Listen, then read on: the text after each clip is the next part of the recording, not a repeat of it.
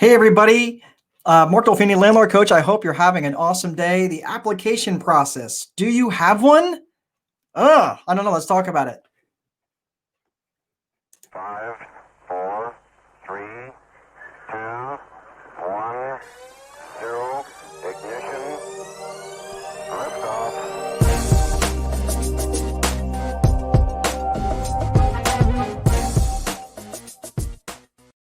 Hey, everybody. Mark Dolfini, Landlord Coach. It's always good to see you. Thanks so much for joining me here, whether you're on YouTube or Facebook, wherever it is that you're at. I'd love to hear from you. And if you ever have any questions, you're more than welcome to reach out to me on Facebook, drop me a message. You can find me at My Landlord Coach on Facebook, or you can just drop me an email, mark@landlordcoach.com. It's always good to see you. So today I had a question related to the application process. It was kind of a long-winded question, and it was actually something from one of my coaching students from the inner circle. And we got talking about the application process. So it made me think that, there's some of you out there that maybe need to get some clarification in terms of the application process. So this, of course, is part of the overall landlord cycle. So for those of you who maybe, I'm a kind of a checklist-based type person. That's how I put a lot of things together. So if you're looking over here, you'd think I'd get this virtual stuff down eventually. But if you're looking over here, up here, the landlord cycle starts at day 0, right? Day 0 is where you have a vacancy. There is you have a property that is vacant. Someone's handing you keys, whether you're just buying it you've got it at the closing table or whatever it is, you have got a vacant property. So to get from day 0, where you have basically where you're making $0, your goal is to get from day 0 to day 1 as quick as possible. Okay. So day 1 is where someone is handing you a check and you're handing someone the keys, right? So you've gone through the turn process, you've gone through, the application process, and now you are turning over the property to someone else. So if you have read the Time Wealthy Investor, now this is more in the process part of it, right? I didn't identify it as the landlord cycle per se in the Time Wealthy Investor 2.0. This is specifically more in alignment with what's in the course, in the actual course of becoming a VIP in the rental business. If you're interested, you can check that out on the website at landlordcoach.com. But going from day 0 to day 1, the faster you can do that is you're cutting down on your vacancy expense, right? So vacancy expense, if you don't get that under control, you can lose a ton of money from your investment, because let's face it, if you recognize that you don't rent properties, you sell time. And time, once that inventory of time is gone, you're never getting that time back, right? So an unsold day can never be repackaged and sold again. Okay. So the idea is to get through going through the vacancy process, going through that vacancy checklist as quick as possible, which also includes the application process. And that's what we're going to talk about today. So the application process is, again, if you're doing this right, is checklist driven. So the first and foremost, the thing that is in the burning forefront of my mind is, do you have one? Do you have an application process? I remember back in the day when I first started out, I almost wore it like a badge of honor. Like, I didn't have an application process. I just trust people that much. I just have a good sense of who they are. And I didn't recognize how much potential liability I was putting myself in for fair housing violations. And why that would be is, if for some reason somebody came back to me and said, oh, well, you didn't rent to me because I'm a Catholic, right? Then, I didn't have a leg to stand on, because I didn't have an application. And you have an application and charge a fee. I mean, I wasn't even getting copies of people's IDs. I wasn't doing anything that even resembled a process. So this is, of course, back in the day when I was just, running, 1 or 2 or 3 units at the time. I only had a couple houses.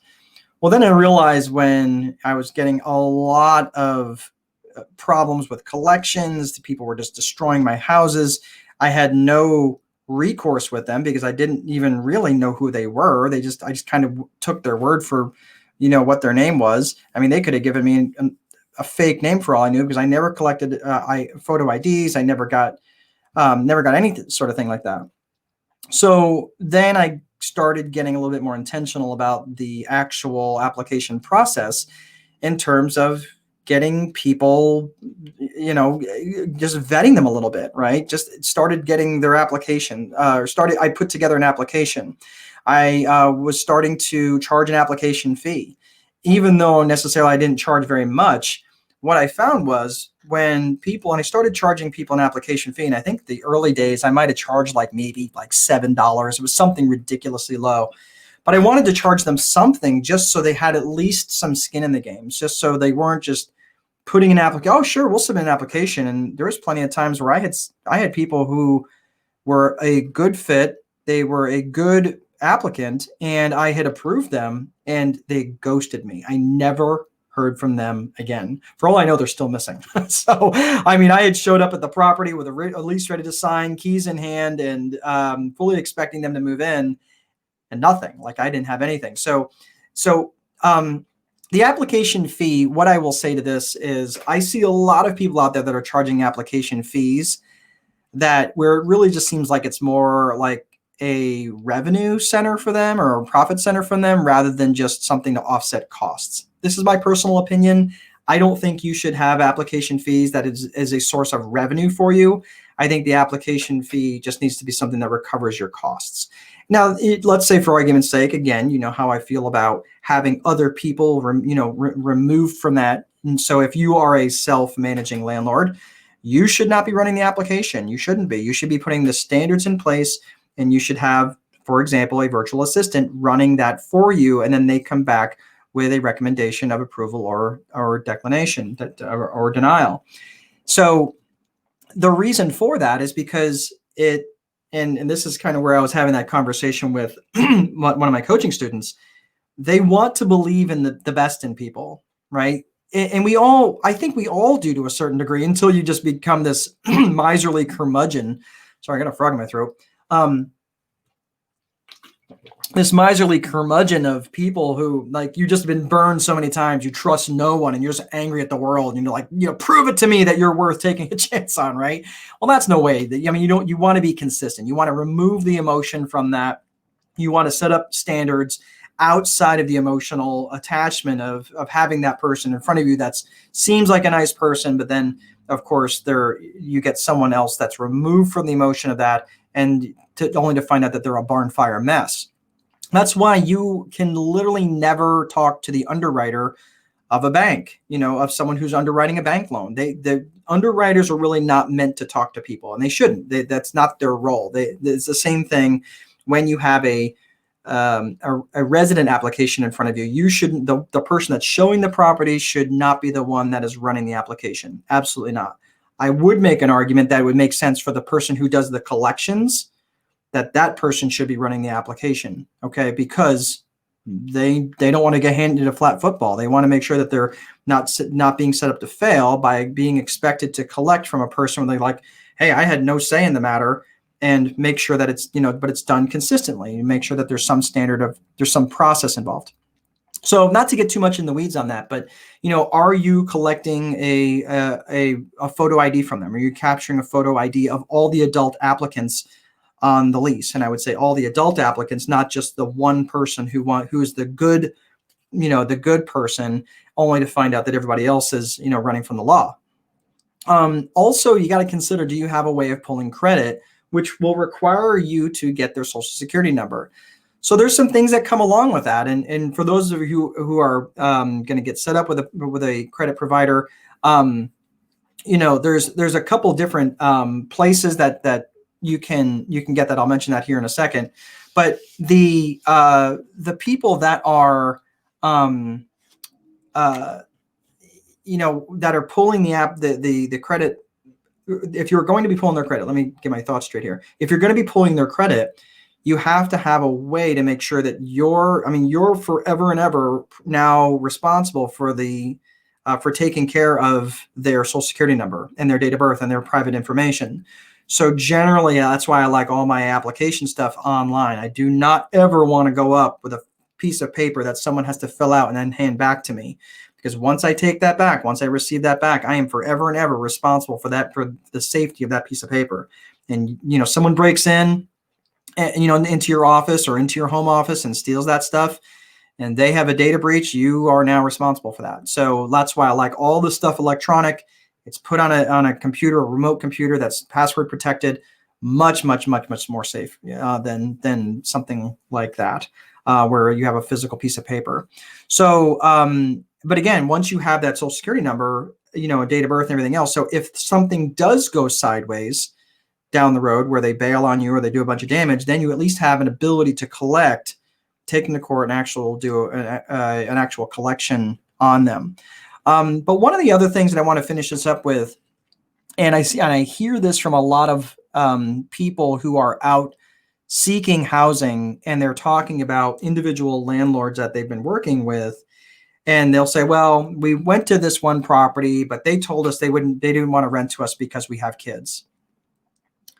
And what's screaming in my head is that is 100% illegal. That is a violation of fair housing. And now the thing is, there are certain loopholes in fair housing law, and I'm not going to here to try to, tutor you on that. But if you are one of the 7 federally protected classes, and there's other protected classes within certain counties, certain cities, certain states, like source of income could be a protected class. I mean, I don't know. There's lots of different protected classes. I'm just going to leave it there. So I don't want to make this a class on protected classes. But what I'm saying is that you owe it to yourself, if you're going to be a professional in this realm, that you need to understand that stuff. Because here's the reality, and please listen. Lawsuits are the newest form of lottery. And if people can, and again, it's been going on for 20, 30, 40 years, but it's not, and it's gaining steam, if anything else. People are making and losing millions and billions of dollars through lawsuits. That's the latest form of lottery, and it's and it's systematic. If you think about this, and if you start paying attention, think of the cycle that goes on in the pharmaceutical realm. Okay, follow me here for a second. So think of the latest pharmaceutical drug, right? And it's, hey, come, take placenta or whatever that is. I'm pretty sure that's a body part, but whatever it is, we're going to take placenta or magenta or whatever name that they come up with for this pharmaceutical drug. It's the best thing ever. It's the best thing ever. And then the cycle starts to come back on the backside, right?